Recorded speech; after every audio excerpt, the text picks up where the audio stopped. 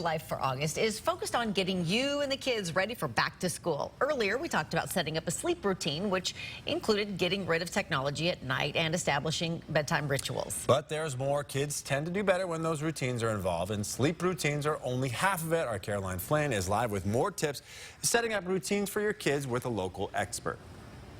Absolutely. Well, the key to all of this is making sure that when you introduce a routine or reestablish an old one, that you make the transition gradual, because this big transition kids are going to experience back to school can be a hard one. As you start to reintroduce going to bed earlier and waking up earlier, make sure you're adding a good breakfast routine in as well. Kids do need fuel for long days of school, and in the summer, it can sometimes be an afterthought. Over the next few weeks, start setting up some quieter time in the afternoon. That will eventually turn into homework time when school comes. Now, have them read or practice math. As I said, transitions can be tough on a kid. Back to school can be scary, so parents, there are ways that you can help.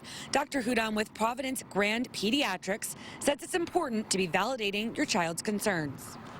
How do you prepare a kid if they're anxious about going to school with seeing the news of school shootings? When you're talking about teenagers, you have to validate that concern. You can't say, yes, of course, you're going to be 100% fine, but you can say, that is scary, this is a scary time, this is very rare. Keeping a positive attitude about things, too, also helps. Get them excited by including them in back-to-school shopping. Ask questions like, what do you think you're going to learn this year? Or are you excited to make new friends? Now, if your kid's having a particularly hard time with the back-to-school transition, maybe arrange a visit to the school beforehand so they can get familiar with the routine they're going to be seeing there. Walk them to their classes. Maybe have them meet their teacher.